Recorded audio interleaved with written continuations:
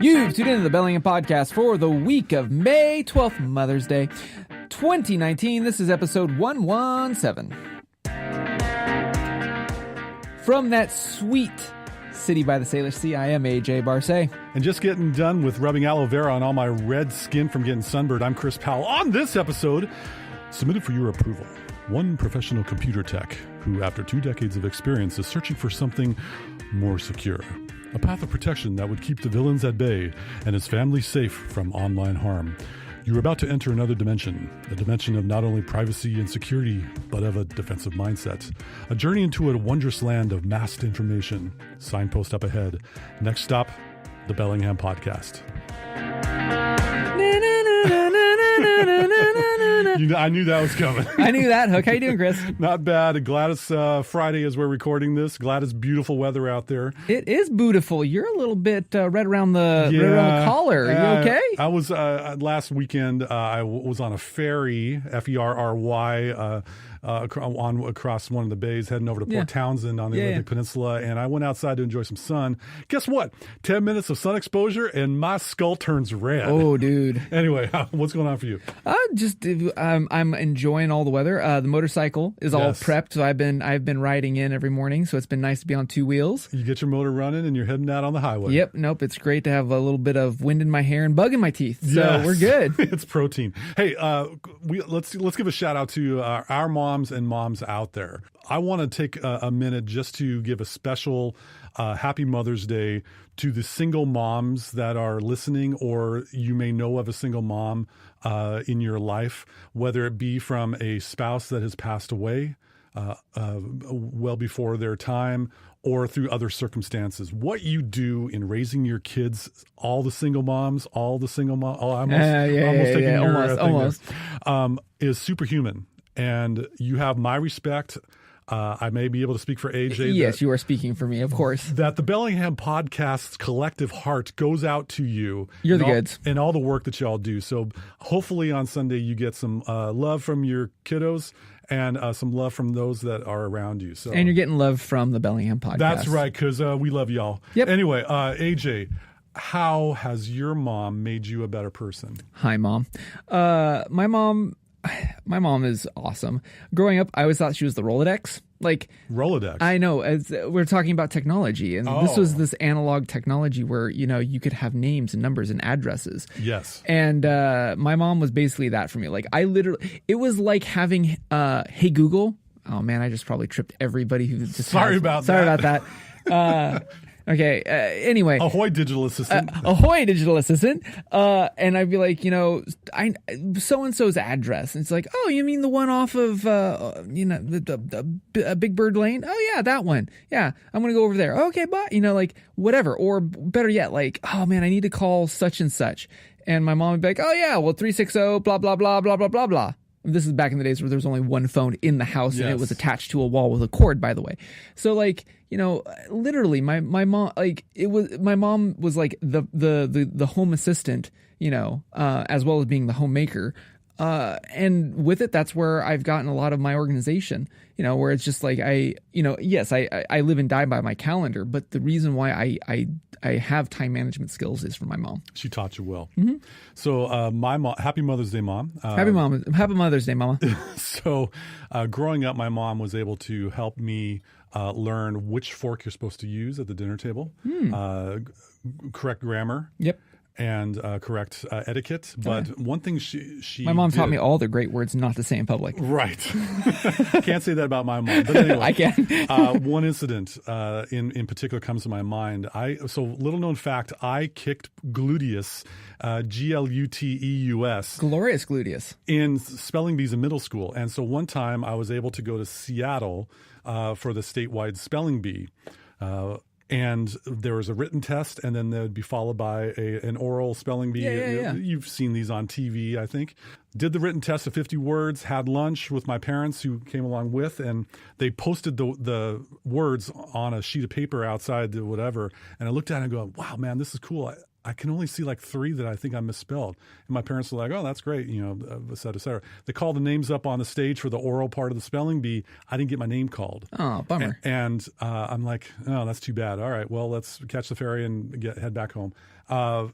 But not for my mom. She went to the organizers of the event and said, could I see my son's written spelling bee page, please? Sure. What's the last name? Powell. Okay. Went searching. They couldn't find it. And so they searched for it. Turns out it was still underneath a buried pile of other papers. Oh, and man. they looked at it and they graded it, and I'd only missed 3 words. And then they have a problem because the oral spelling bee is currently going on stage. Oh, man. As they're doing this, yet I should be up there because the cutoff was at like 5 misspelled words for those that can get on stage. So they had to stop the oral spelling bee. Hold the presses. Hold the presses. Bring me up on stage, make an announcement. And so I'm looking like a doofus, it's like, hi, I'm here. Middle school, yeah. But that wouldn't have been the case if it wasn't for my mom going to bat for me and asking the question. So thank you, Mom, for that. You showed me that if something's not right, trust your instincts and ask. Yeah. So anyway, hopefully the Mother's Day will be a happy one for y'all. And so I'm taking the lead on this episode, folks, because I kind of like strong-armed AJ. There was no strong arming. It's just I've had a busy week, and I'm like, Chris, I'm gonna play your Flava Flav, dude, because like I'm tired. Like this has been a busy week. So I'll be Chuck D.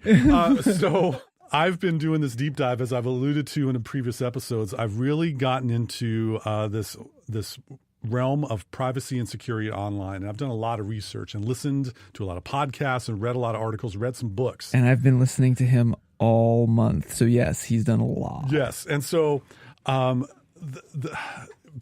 previous to this, I had been using Google Chrome for the web browsing. Teach it. Yeah. I teach a class on how to use Google Chrome effectively. Gmail was my personal email account.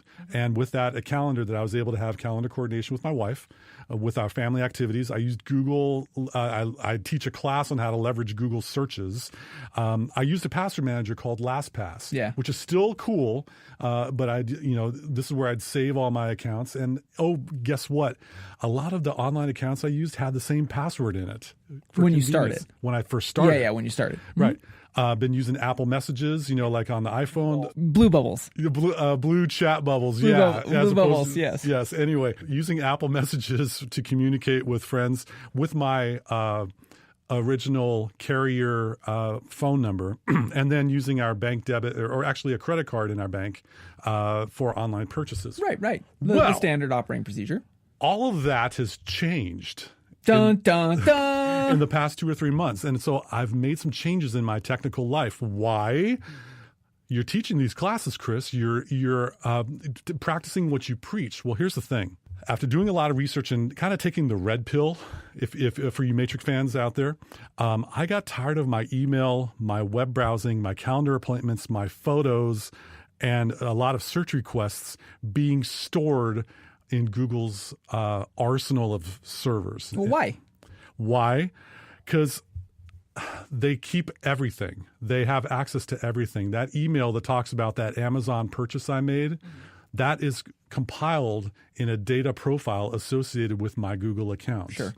And that data profile is being marketed who knows where, but is also available to be connected to other sources so that there can be a profile about me and myself that I didn't really give permission to. And yeah, there's the terms of service and the end user license agreement.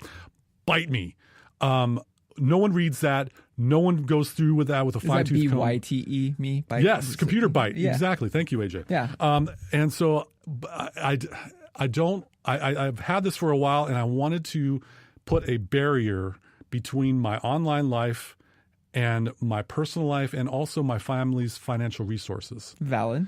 So how does one do that? Well, I went down the rabbit hole. I went first. I've taken the technological bullets, and I'm here, ladies and gentlemen, boys and girls, children of all ages, to share with you some of the things that I've discovered by hook and by crook in how, should you want to try something different with your online life, that you can maybe, dare I say, de-Googlify your life. Well, and also the tack that you're taking is also not that of like tinfoil hat, like, all the government is listening in on you and every phone. No, you're literally coming at it from like, oh, holy bonkers. If something comes in and commandeers that one account that you just said, then it puts in all of this other data that put for your, not just you, but also your family in jeopardy. That's right. I agree with you. We live in a state currently where it's not a matter of if, it's when a business gets popped online, meaning the bad guys are going to access those servers and download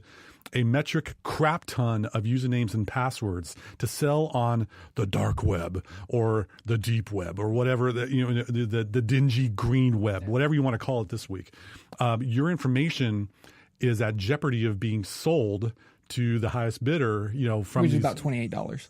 Okay, fair enough. I'd heard somewhere. No, that each breach is worth about. Like if somebody wanted to get like a folio of breaches, like the going rate on the dark web is like anywhere from like $28 to $46, sure. I think, depending on what the data trove is. Right, and that $28 can get someone a username and password that, if that is getting their email account or to other information, that is tied in with a credit card account, which is probably has a lot more than $25 or $28 in its account. Yeah, that's a concern for me because I really don't want to have a conversation with my beautiful wife once we see a negative balance in our checking account. Yeah. Can I get an amen out there? Yeah. So here's what I've done to try to at least eliminate a potential attack vector, which is what the kids are saying. You're starting to sound like one of them. Yeah, I got my tinfoil, not the tinfoil hat, but I got a hat on. So let me talk to you. So instead of Google Chrome, and Google Chrome's a fine browser. It's quick, it's extensible with a lot of add-ons and such, but I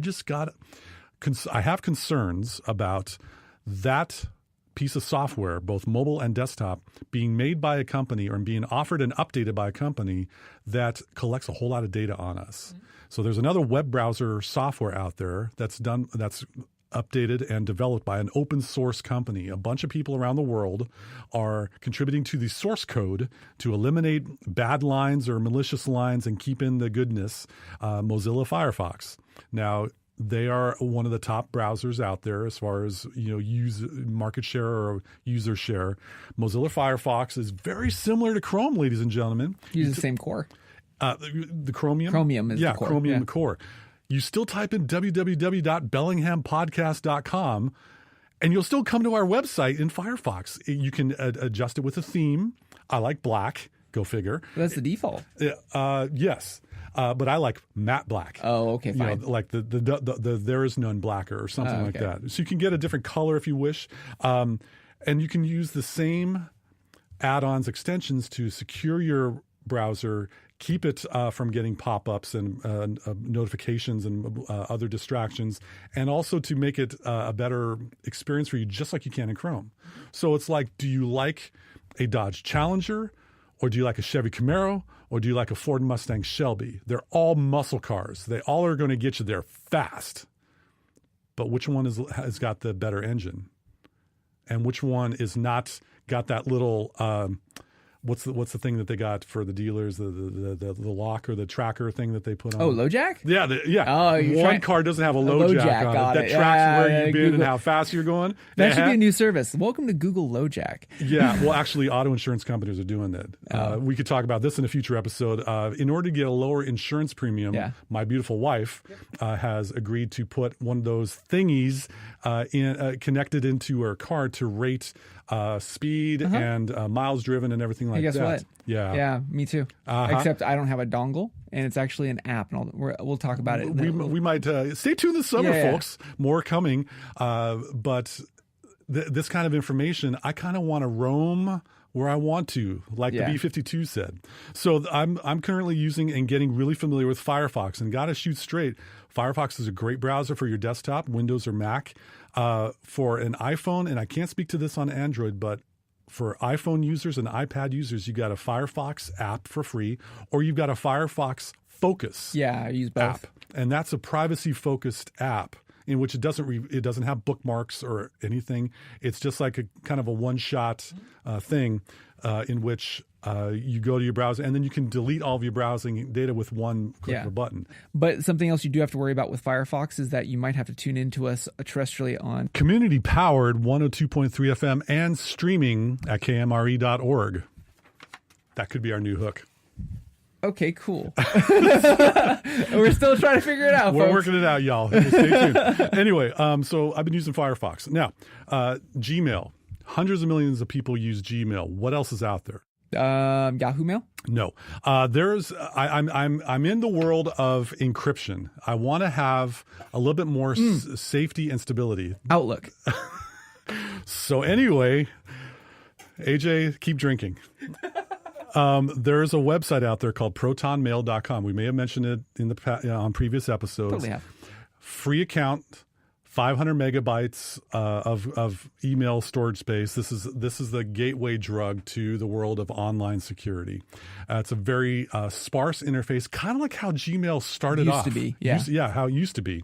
Instead of all these user interfaces changes that occur every quarter, I should know because I teach a class on it.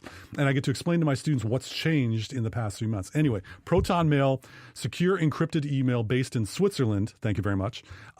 They are definitely... there's a term called zero knowledge software, where the company that is providing this your software cannot get access to your data. Yeah, Google cannot say that. Proton Mail has worked out wonderfully for me. I actually paid money to get the plus level, in which I was able to get 5 gigabytes of storage, and I don't need gigabytes of storage. I'm not getting a lot of photos and a lot of huge PDFs. It's more like, who emails anyone anymore anyway? Well, we're in a different predicament because we're also doing freelance stuff. So I'm thinking like my invoices, like those are PDFs. But sure. I mean, so the 5 gig, the plus that you're spending, like how much a year is it? About 50. So 50 a year for email, especially for a business. I mean that, and you're securing that data set, that information. Remember, your invoices aren't being read by anybody but you and maybe your accountant. Sure. Plus all those other websites that you might have if you have your own at chrispowell.com. Right, our domain, yeah. By the way, I don't have chrispowell.com. That other guy has it. But anyway, say I had Chris at chrispowell.com. I can bring that into my Proton Mail account, set up a domain, and now all that email is coming in through a secure location, not Gmail. Yeah. That's an advantage to me. So check out Proton Mail. We got a lot of link in the show notes. Drink. Heavily drink. So with web browsing, we've talked about this in the past. A VPN, virtual private network, is becoming to be essential in the roaring 20s decade that we are. There's the roaring 20s. Yeah, I'm going to use this every episode till it catches on. We are going to see the VPN software market kind of take off, because I think more and more people are going to want to say, you know what, I don't want others tracking what I'm doing or illegally or unauthorized grabbing this internet traffic. The one I'm using right now, I'd used NordVPN, N-O-R-D VPN. They're the goods. They're a great company. Totally. I wanted to learn more about another company, so I went with private internet access. Now, with VPNs, hear me now, do not get a free version of the VPN, because we're talking about online security. You get what you pay for. Yeah. It's going to be about, sing along if you know the words, about $50 a year. For private internet access, it's $80 for 2 years, or about $350 a month. Yeah. If you can afford the thump of a payment right then and there, it's $350 a month, about maybe 12 cents a day to be able to have secure web browsing. It's such an easy install on both devices. All devices. Plus, you have a whole lot of locations to connect to. So, for example, I'm on the West Coast. You're creating a tunnel that others can't see to get to your internet websites. I can connect to Los Angeles, Portland, Seattle, Vancouver, all the major hops up and down the West Coast. I don't see a noticeable slowdown in my web browsing traffic. And that's important when you shop for a VPN. Absolutely. So I'm using private internet access. How does one Google without using Google? Is that not the B word? Oh, darn. I can't use that one? No, we're not going to use that one. Okay. Ask Jeeves. That was back in the day.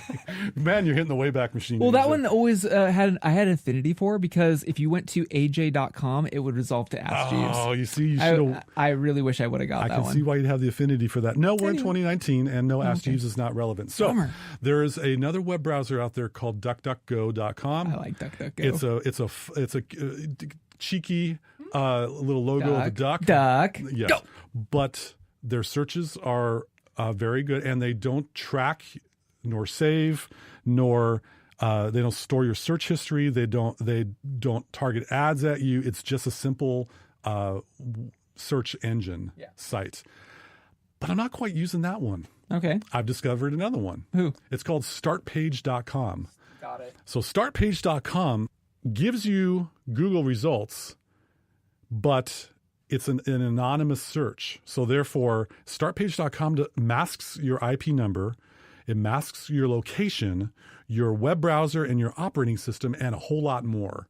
Now, when you search for Ugg boots, I'll use your search.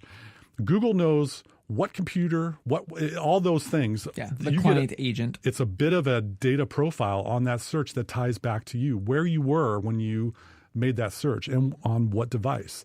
That's a little intrusive in my perspective. Start Page is like that anonymous Google search. It's like a VPN-ized search engine. Pretty much. So check out startpage.com. And then, as I talked about LastPass, which is a totally valid, very well developed password manager, I want to learn more so I can advise clients or friends or people that I care about in other options. I like giving people options. So I've already got LastPass dialed in. I teach a class on it. Shameless plug after shameless plug. This is the Chris Powell episode, and I endorse this message. Thank you very much.